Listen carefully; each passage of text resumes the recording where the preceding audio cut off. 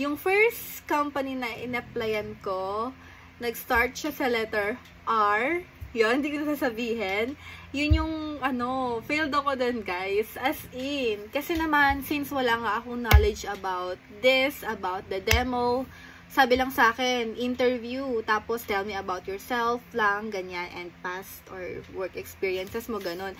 Okay naman yun. Yung first part, okay naman. Pero pagdating dun sa demo, guys, ligwak talaga ako. Kasi hindi ko talaga alam yung gagawin ko.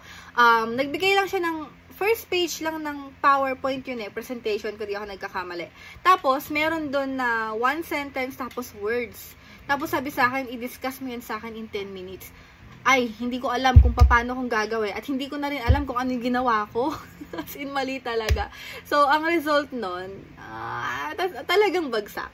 Tapos, yung student ko dun sa demo ko, yung mismong interviewer ko na din. Hindi siya yung actual student, hindi siya nagbigay ng ganito yung gawin mo, ng instruction or let's say lesson flow, hindi siya nagbigay sa akin ng ganun. Basta sabi niya, I'll give you 5 minutes, tignan mo tong lesson na to, tapos i-discuss mo siya sa akin. I'm going to pretend as kid. Yun, magpapanggap daw siya na bata, tapos on cam din. Nagsuot lang siya ng headband. Ayan, sobrang nervous talaga ako noon. Tapos yun na, sa dala rin siguro ng nervous, tapos hindi ko alam yung gagawin ko. Bumagsak ako.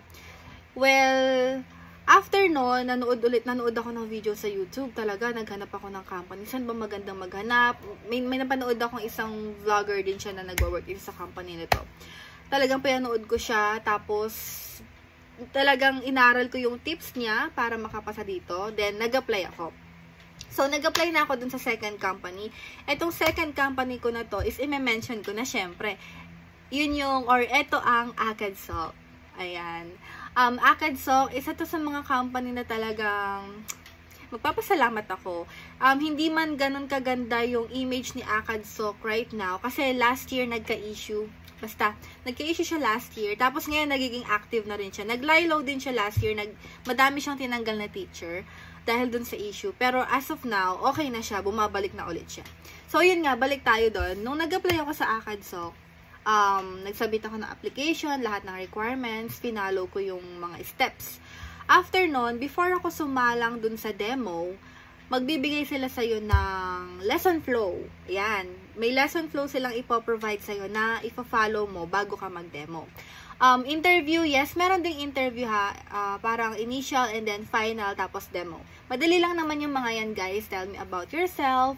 Tapos, meron ding situational question. Yan yung mga inaral ko dun sa napanood ko sa YouTube. Yung mga situational question. Siguro next time, lagawan ko siya ng video. Yung mga situational question. Hahanapin ko lang yung copy ko.